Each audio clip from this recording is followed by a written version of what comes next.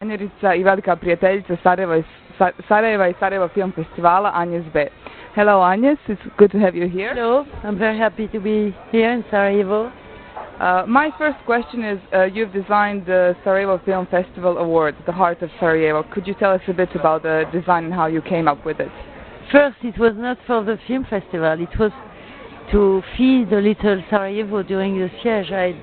I designed this heart, cutting it in the paper with scissors. That's why it's full of little panels on the sides, because I was so hungry to imagine a city like here to be surrounded. So I had to do something in Paris for Sarajevo, which I did with this heart.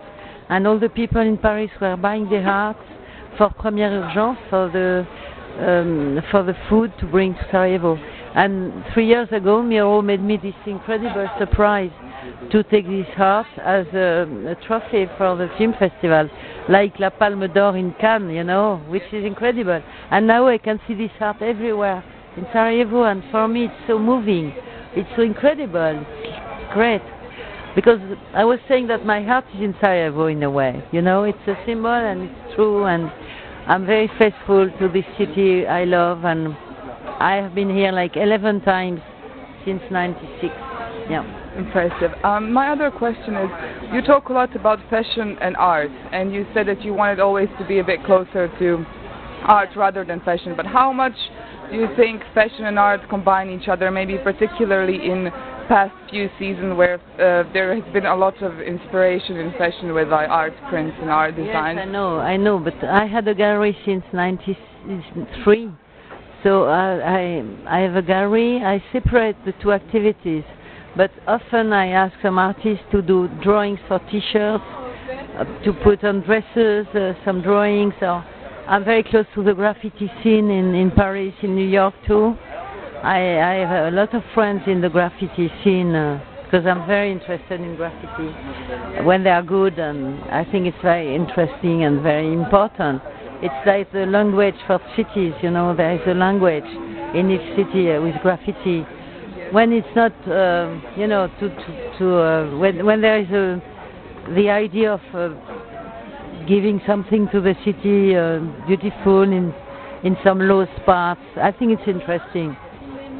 Thank you. And kind of what you did with this heart before it became an award, it was quite politically engaged. To what extent do you think fashion can convey a political message, or is it possible at all, in your opinion? Political message, yeah. Yes. It's difficult for me to talk about Sarkozy now, maybe. Okay. But I don't like him at all. And I did a little button saying I don't like him, and a scarf saying I don't like him, and all the people understand who I'm talking about. It's a way. Good. I'm going to ask you something about fashion. As a fashion designer, you know how we are kind of ending one decade from 2000 to 2010. With all the trends that's happening in the world today, where do you think fashion is heading with the trends? What do you think is going to be new in 2010? Where is it moving? Where is fashion going? I don't like this idea of luxury, you know. It's too much about luxury now. I don't like it. I don't do clothes like that. It's not. I like to design clothes more than fashionistas for the moment, because I always try to do clothes that in the moment, right for the moment, but that you can keep for a long time. I mix with new things. Timeless. Yes, timeless, but right in the air du temps, in the air of the time, which is my work. The way I'm working is like that. For men, women, children, and I sell my clothes in different countries, in Japan, in China, now in Hong Kong. In Hong Kong we have very beautiful big shops, and restaurants, and a gallery, and a cinema in Hong Kong. But everything is not in luxury ID. It's people have got to be faithful with my clothes. They like it because they know they can wear it long time and enjoy them. And because I love people, so I want people to be happy more than even selling. Okay. I want people to be happy with what they buy in my shops. Do you perhaps have any? Are there any young designers at the time that you maybe really like? I don't shop. I never go to any shows. When I go out with my studio, I go to cinema or galleries or making food for my family. I don't know very well what the others do, but I'm sure in. Well, that's what makes you special, because you have your own world, and that's what makes you. I keep away from what the others do. I don't look at magazines so much. I read Le Monde every day. I'm very interested by politics, and I have no time to know what the others do, and I think it's better like that for me. But I'm sure there are some young designers, even here. Lila, she did a line for me a few years ago with her name.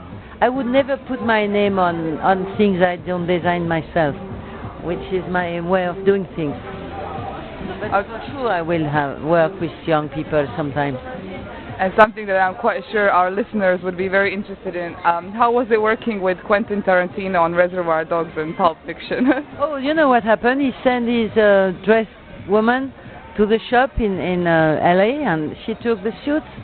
And I know very well Harvey Keitel, and he told me about this jacket full of bullet holes. He has still in his cupboard. Yeah, Harvey is great. Yeah, and Tarantino too.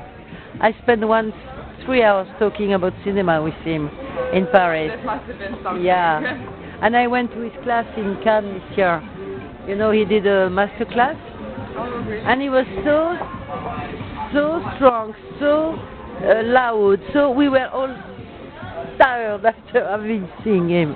And but he was great. It was great. He doesn't look like that. 10 days ago I was in Berlin and I saw him walking in the street. Oh my God!